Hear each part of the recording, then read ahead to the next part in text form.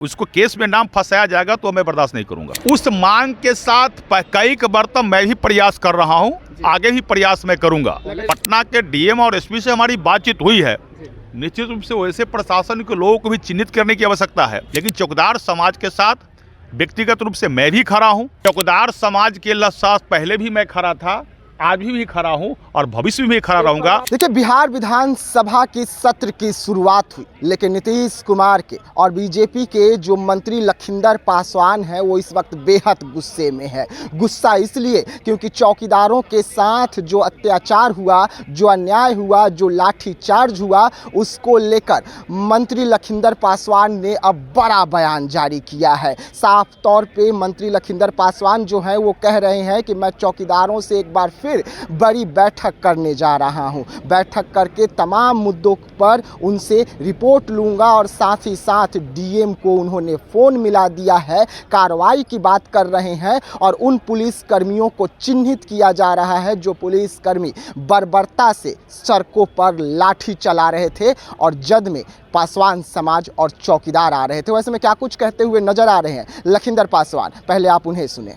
जो चौकीदार है वह चौकीदार समाज के लोगों का जो मांग है, उस मांग के साथ कई बार तक मैं भी प्रयास कर रहा हूं, आगे भी प्रयास मैं करूंगा। और कई बार मुद्दा भी उठाए हैं और सरकार भी चौकीदार समाज के मांग के साथ पॉजिटिव खड़ा है। पहले भी सरकार ने 2014 में ही सरकार के पक्ष, चौकीदार के पक्ष में ही निर्णय सरकार ने दिया था और आज भी सरकार चाह रही है। बिहार के माननीय उप मुख्यमंत्री, बिहार के गृह मंत्री से हमारी बातचीत हुई है व्यक्तिगत, और इससे पहले भी 2 मरतबा बात हुई है। आज भी मैं कोशिश करूंगा उनसे बात करने का।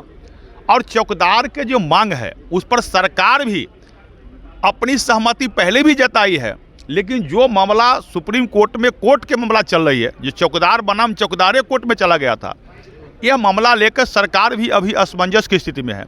लेकिन चौकीदार के प्रति सकारात्मक सोच रखते हुए सरकार चाह रही है जो कोई ना कोई ऐसा निर्णय हो जो चौकीदार के मांग के साथ सरकार खड़ा होना चाहती है। और जिस प्रकार चौकीदार जो लोकतांत्रिक तरीका से चौकीदार समाज के लोग जो अपनी मांग रख रहे थे, अब पुलिस प्रशासन के लोगों को भी मैंने देखा है वीडियो में, जिस प्रकार बर्बरतापूर्वक उनके साथ लाठीचार्ज कर रहा था। पटना के डीएम और एसपी से हमारी बातचीत हुई है। निश्चित रूप से वैसे प्रशासन के लोगों को भी चिन्हित करने की आवश्यकता है और चौकीदार समाज के लोग के मांग के साथ सरकार भी खड़ी दिखाई देती है। सरकार हमेशा खड़ी रही है चौकीदार के मांग के साथ, और अभी भी एक प्रतिनिधि मंडल के साथ भी हम तो स्वयं कई बार गृह मंत्री से बातचीत हुई। गृह मंत्री जी ने कहा कि हम सही समय का एकदम हम लोग कोशिश में भी है, कोई ना कोई रास्ता निकले। क्योंकि कोर्ट का, सुप्रीम कोर्ट का मामला हो जाती है तो उसमें सरकार मजबूर हो जाती है। लेकिन चौकीदार समाज के साथ व्यक्तिगत रूप से मैं भी खड़ा हूँ और चौकीदार समाज के साथ सरकार भी पॉजिटिव सोच रखती है। जी ने जो सवाल उठाया है, लोजपा ने कहा है कि जिस स्थिति में परिस्थिति में जाना होगा जाएंगे, लेकिन अन्याय नहीं होने देंगे। कौन क्या कह रहा है इससे मेरे लिए माने नहीं रखता है। मैं अपनी बात कर सकता हूँ, हर आदमी की अपनी बात रखने की आज़ादी है। चौकीदार समाज के साथ पहले भी मैं खड़ा था, आज भी खड़ा हूँ और भविष्य में भी खड़ा रहूँगा।